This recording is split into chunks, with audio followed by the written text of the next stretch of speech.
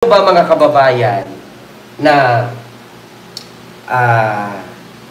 yung ACT-CIS, si Erwin Tulfo, dawit sa flood control sa DPWH, dawit sa proyekto ng DPWH, at according kay Magalong, mga kababayan, ang ACT-CIS ni Erwin Tulfo nasa listahan sa maanumalyang flood control. Nako po, mga kababayan. So, ibig sabihin, sa inilabas ni Magalong, isa si Erwin Tulfo na imbestigahan? Hala, Diyos ko. Bakit? Kasi ganito po, mga kababayan. Kung naalala ninyo, yung pinuntahan ni PBBM sa Baguio City, yung tinatawag niyang Cannon Road, Cannon Road. Alam nyo ba mga kababayan, ito po. Pakinggan nyo ang reaksyon ni PBBM sa Cannon Road. This is 260 million project. Useless. Kita nyo? This is 264 million project. Useless. Ulitin ko This is 260 million project. Useless. Parang tinapon mo yung pera sa ilong. Useless. To correct this will cost double that. That's my rock knitting yun. Yes po. 500 million ito para ayusin. At least. Kasi hindi lang itong nakikita ninyo dito, kundi hanggang dun sa loob Hanggang dun sa ilalim nitong tunnel So there's a lot of work that needs to be done. So how can you tell me that it's not economic sabotage? Kinuha mo yung 260 million, wala kaming nakitang effect doon sa kanyang ginawa na kontrata, tapos para ayusin yung binigay ninyong problema sa amin, it will cost another 260 million, probably double 260 million, hanggang 500. 200 to 500 million. Anong tawag doon? Knitting, di ba? Yung cannon knitting, yung bundok, para hindi mag-landslide yung lupa, sisimintuhin mo siya na may kasamang bakal. Katulad yan, pag pumunta ka ng bandang lugar ng China, sa mga lugar ng China, mga kababayan, makikita mo yung mga bundok sa kanila, prone sa landslide. Pero hindi ka mag-aalala na mag-landslide kasi bakit? Ang tawag sa kanila doon, naka-knitting. Slow, ang tawag dyan, mga kababayan. So ngayon, mga kababayan, Ma'am Team A, silo po, kung bakit dito nakalagay na nasa listahan daw ang ACT-CIS ni Erwin Tulfo, no? Sa pamamagitan ng pagpapagawa, ito po yun mga kababayan, sa pamamagitan, ito po, sabi ni Magalong na nasa listahan, mga kababayan, ang ACT-CIS ni Tulfo. So bakit nga ba sinabing nasa listahan ang ACT-CIS? Ito po mga kababayan.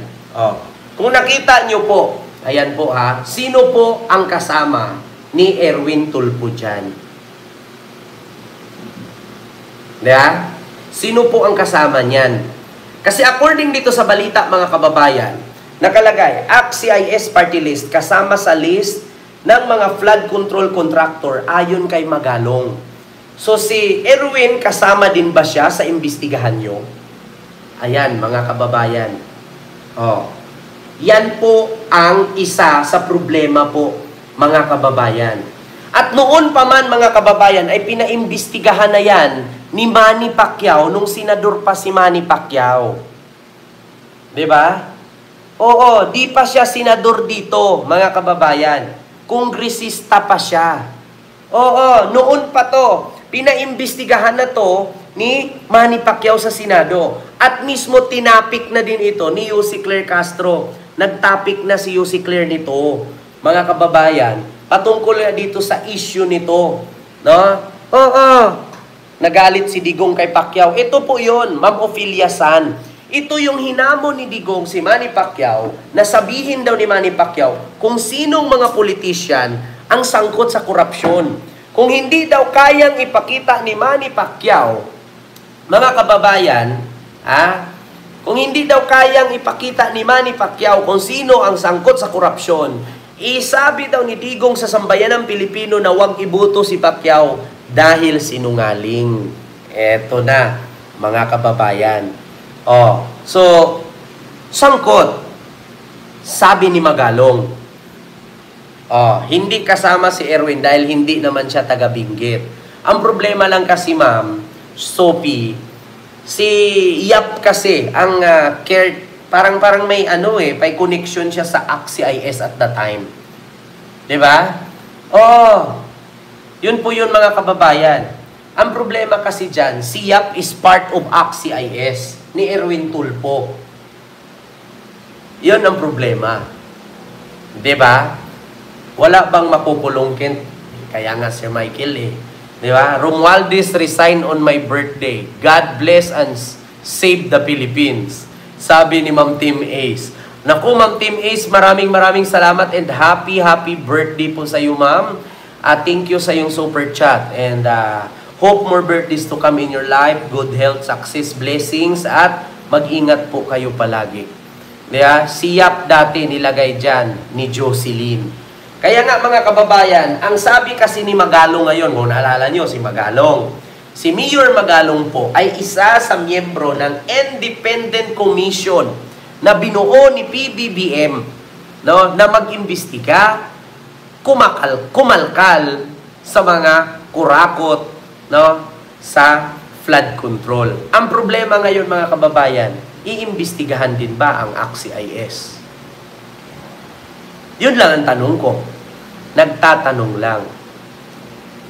Naku po, mahirap po yan, mga kababayan. Di ba? Kaya nga, si Yap ang acting congressman sa Benguet, pinadala ni Digong kasi namatay ang congressman sa Benguet. Sabi ni Ma'am Ophelia San. Si Jocelyn Tulfo, nag-appoint yan kay Yap, pero tinanggal na siya. Sabi ni Ma'am Lily Tonini. Naku po, mga kababayan. Ang problema lang kasi, Ma'am Lily Tonini, diba? Salamat po, Ma'am Team Ace, and happy birthday. Ang problema lang kasi, Ma'am Lily Tonini, kasi, nasa listahan daw, sa flood control or anomalous flood control, ang AXIS, according kay Magalong. Naku po, Diyos ko, sabi pa naman ni PBBM, walang kaibigan, walang kamag-anak, kahit malapit daw sa kanya, as long as sabit ka. Walang exempted. Yun ang sabi ni BBM, Alam niyo, sa totoo lang, isa ito sa antayin ko, mga kababayan. Halimbawa, AXIS, siyempre, Erwin Tulfo. Yeah? Senador niya yan. Babantayan ko yan kung meron pang managot. Yeah? Kasi sinali nila according kay Magalong yan, nasa listahan sa anomalous flood control ang AXIS. Naku po, sino ba ang may hawak ng AXIS ngayon? Northern Comot, Miguel of shout out. Hindi ko alam. Tatanong lang po. Diba? Si BBM mismo nagsabi, walang sasantuhin. No mercy pagdating sa korupsyon. Diyos mio, Marimar. Basta, yun lang. Yun lang reaction ko, Wala na akong ibang sasabihin. Wala na akong ibang anuhin pa. Ito yung sunod. Mga